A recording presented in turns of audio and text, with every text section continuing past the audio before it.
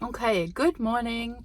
I've got a lot going on and I'm like, get your thought forms in order, but I don't have time to like get more organized, so here it is.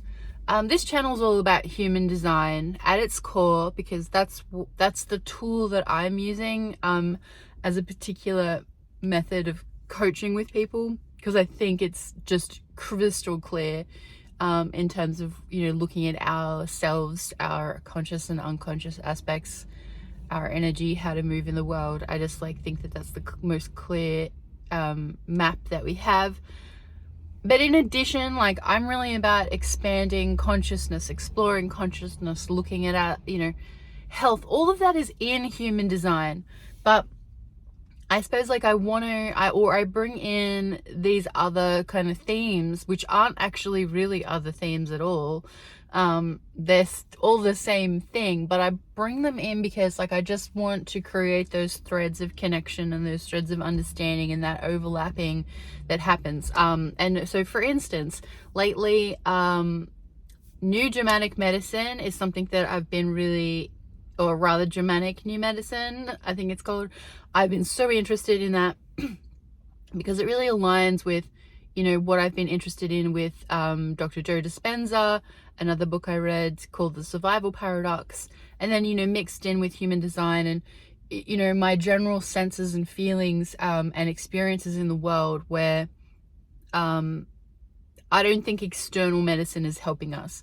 I don't think that, obviously, well, is it obvious? Antibiotics and medicines and things that we need to like take to heal, like it's just not making sense to me.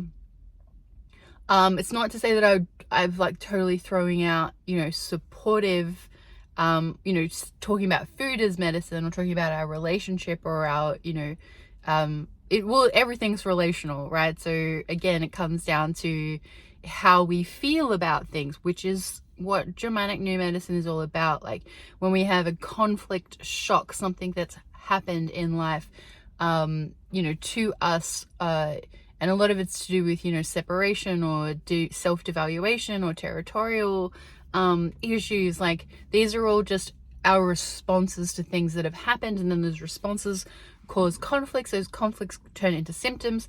Those symptoms are an indication of the body's natural way of healing.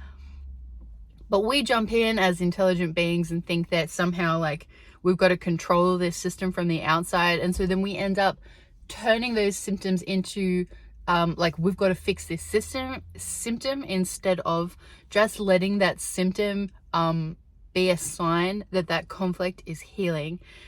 So I'm so interested, and I'm not going to go into it super deeply here, but I'm wanting to just drop a line today to just, talk about this channel, I guess. So human design and anything this just quantum kind of health. It's, to me, I'm calling it quantum health. I don't know if I've got, I think some other people have some different interpretations around that. But I'm happy to have my own interpretation. I just think it's, it's the holistic way of looking at our experience in the world and how our body is showing up and how our vibration is showing up. And it's just the alignment of all of these pardon me, aspects. So in addition to that, the law of one, I'm actually going to be talking a little bit about the law of one today. If you have read that, then you're in the right place. If you haven't read it, you're also in the right place, because I very much encourage that you open your mind, open your heart, open your experience to listening to these raw transmissions. So it's also called the raw contact and the law of one. So I'm up to my second time listening to the audiobook, and this is something that I'm going to be writing about on my Medium as well. I'd really like to work with some of these texts and write some sort of summaries and some like shorthand ways of understanding like, or what is in this text. Writing is one of my fortes, and analysis, and like, kind of simplifying things is in writing is my forte. And the law of one, obviously, well, again, is it obvious? It's obvious to me, because I've always had, or this was learning from long ago, like, I am you, you are me, we are not disconnected. Like, that and I guess, like, I did this philosophy of science class in university. It's one of the, like, I actually quit it because it was really hard. But one of the first things that we did was, like, look at the table and analyze the philosophy of the science of the table, and that actually we know that it never ends. Like, energy doesn't, there's nothing in science that we've measured or can see that actually ends. Like, things just change into another form, and the way that this form and that form and, like, everything in between, that, like, there's a blending that happens on every edge. There is no end beginning, because there has to be contact, because everything is connected. And so when we go down to that micro, and we can see on this very, very, very, very, very microscopic level, like, we cannot get down to the point, and it doesn't make sense, and there's nothing to suggest that there would be a separation at any point. There's always going to be some kind of interlocking fabric and relationship between a thing and what that thing is next to. So we are all one. We can take it from tiny, tiny into big, big, like, there's no separation here between us, and we are one. And so the law of one, it's a transmission, it's a contact that was made, like, I don't know, a long time ago, but like 20-30 years ago maybe, where, like, the entity known as Ra, and Ra is not any one entity. Ra is like a collective of all awareness, and that is us as well. We are Ra, we are one. And so when we move through the world, we kind of come up against, this is where human design, and we have the mechanics of human design. There's resistance, there are distortions. What am I trying to say? Like, I'm trying to say disharmony, but it's not disharmony. It's, we have resonance, and we have, oh my God, it's like right on the tip of my tongue. It's like when the note is like, it kind of, when the note hits, oh my God, it's like my favorite thing. Dissonance. We have resonance and we have dissonance. And dissonance is when something's like, it's like really rubbing out the wrong way. But we have these experiences in life. We have reflections of ourselves in other people. We can deduct that a lot of the time that we have a very strong feeling about something that we perceive to be external to us, we're blaming something, or we're hating something, or this and that, it's all outside of us.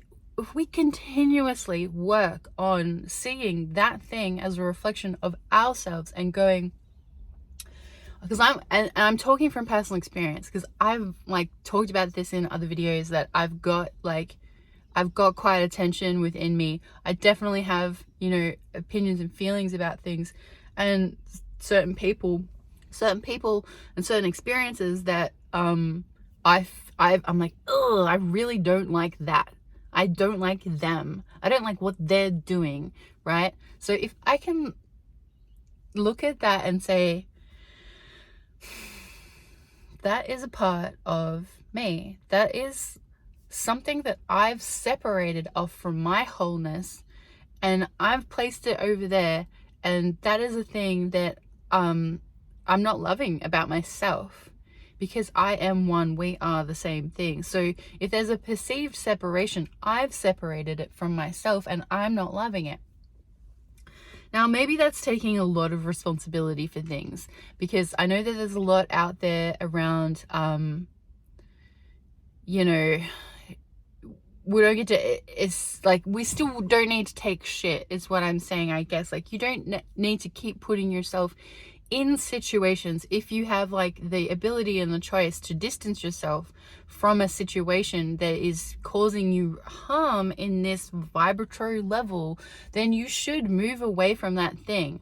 But when you move away from it, or as you're moving away from it, or before you move away from it, at some moment in the time space continuum, it's resolving that is still a reflection of us.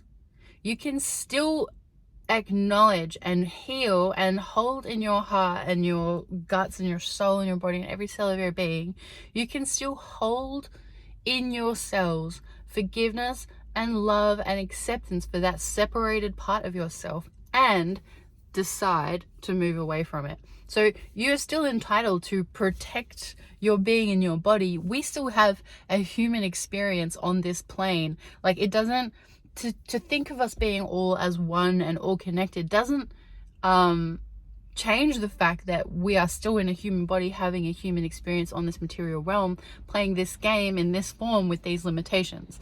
So we still get to make decisions, or perceived free will. We still get to, like, you know, surf the wave and choose the wave that takes us away from a certain situation or into something that is, you know, more fulfilling or wholesome, or, you know, what we're attracted to. But it's like what we're a vibratory match to is also what we're going to attract and what we're going to take with us. So if we're not a vibratory match with someone, it's not even that we necessarily always have to be the ones to move away, but someone, you know, something else might move away from us.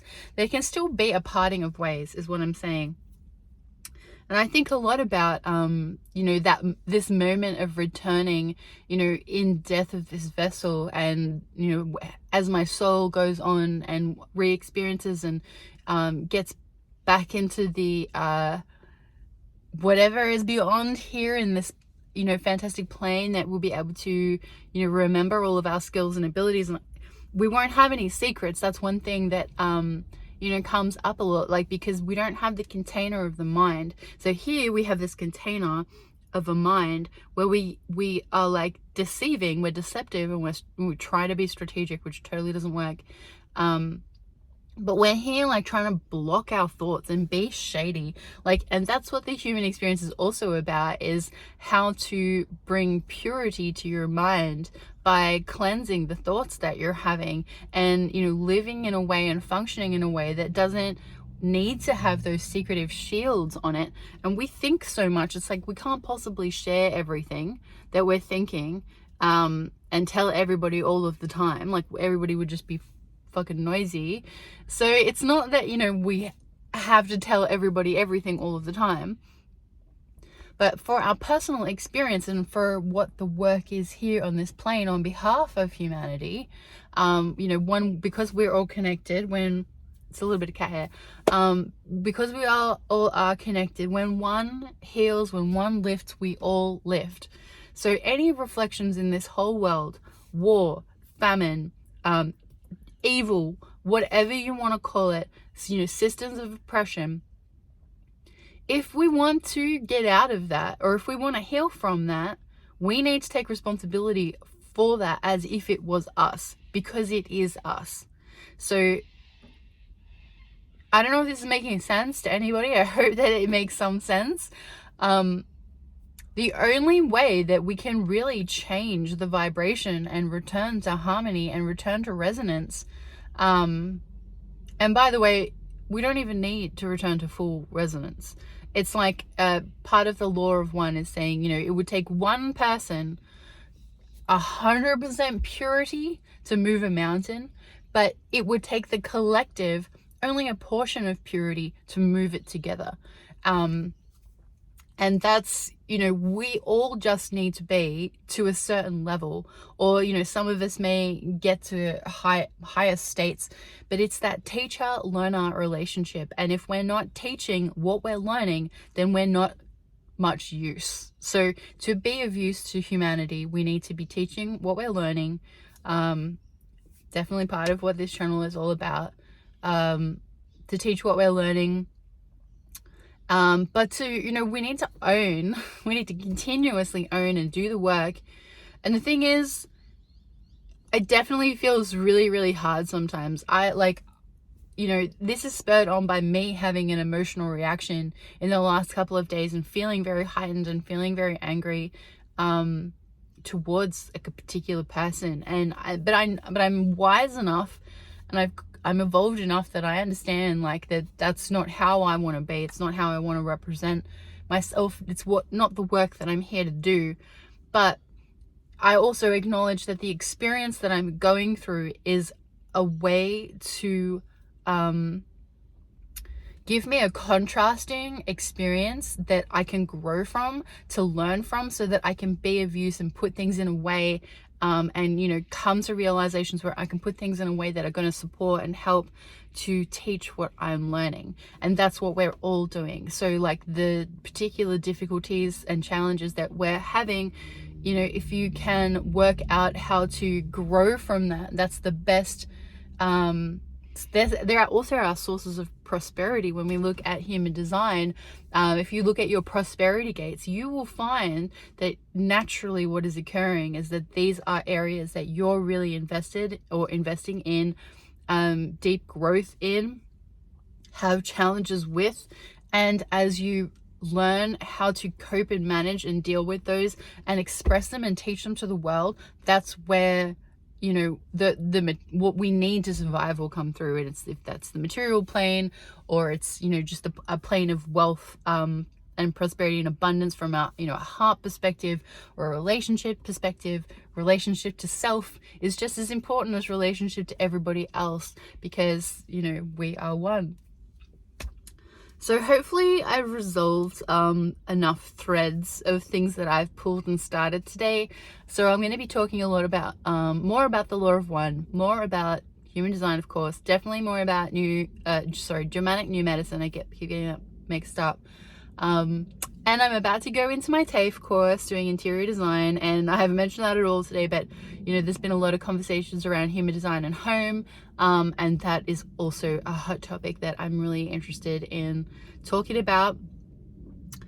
So with that being said, have a beautiful day, and you know, go into your heart space and work out the next steps of forgiveness for self, other, and earth, and blessed be. I don't know.